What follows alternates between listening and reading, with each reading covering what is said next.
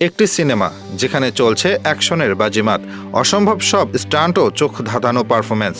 রঙিন পর্দায় প্রতিটি স্টান্ট যতটা উপভোগ্য আকারে ফুটে ওঠে, তার পেছনের গল্পটা ঠিক ততটাই কষ্টকর, যেখানে গাঁথা থাকে প্রতিটি স্টান্টম্যানের ঘামঝরা পরিশ্রম। পর্দার আড়ালের এই নায়করা প্রতিটি মুহূর্ত দর্শকের সামনে উপভোগ্য করে তুলতে কখনো কখনো বিলিয়ে দেন নিজেদের অঙ্গ প্রত্যঙ্গ, এমনকি জীবন পর্যন্ত। অথচ পর্দার আড়ালের সেই নায়করা থেকে যান সর্বদাই আড়ালে। তাদের ভাগ্যে মেলে না যশ, খ্যাতি এবং জীবন হারিয়েও মিলে না তার সঠিক মূল্য ও বিনিময়।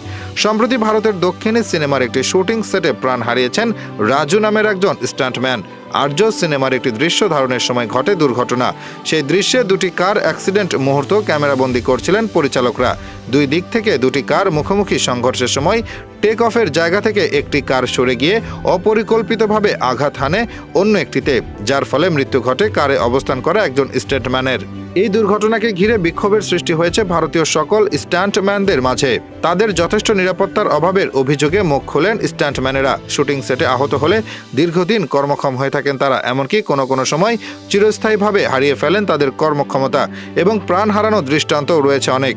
অথচ যাদের জন্য নিজেদের প্রাণ বিলিয়ে দেন, পরবর্তীতে স্টান্টম্যান কিংবা তার পরিবারের জন্য নেওয়া হয় না প্রয়োজনীয় ব্যবস্থা, যে কারণে অনেক দুর্দশায় জীবন পার করতে হয় তাদের পরিবারকে। এই কারণে সম্প্রতি স্টান্টম্যানের প্রাণহানিকে কেন্দ্র করে গড়ে উঠেছে প্রতিবাদী জোট। এমন সময় আসল হিরোর পরিচয় দিলেন জনপ্রিয় বলিউড অভিনেতা অক্ষয় কুমার।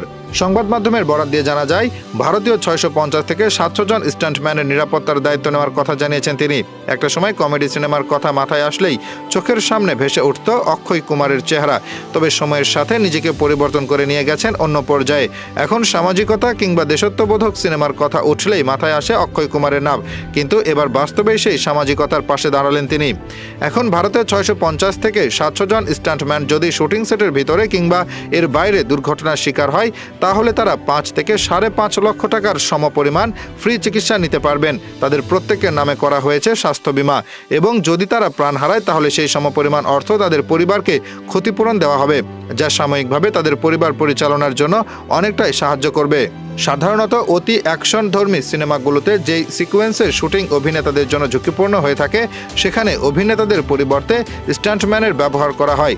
নায়কের হয়ে সেই মুহূর্তে শুটিং একজন স্টান্টম্যান করে থাকেন। পরবর্তীতে ভিএফএক্স কিংবা সিজিআইয়ের মাধ্যমে সেখানে এই অভিনেতার সাথে স্টান্টম্যানের পরিবর্তন ঘটানো হয় এবং এইভাবেই একটি ঝুঁকিপূর্ণ সিকোয়েন্সে শুটিং সম্পন্ন হয়। দুঃসময়ে স্টান্টম্যানদের পাশে দাঁড়িয়ে অক্ষয় কুমার একজন সত্যিকার অর্থে নায়কের পরিচয় দিয়েছেন, যিনি শুধু সিনেমা নয় বরং রঙিন পর্দার বাইরেও একজন সত্যিকার নায়ক।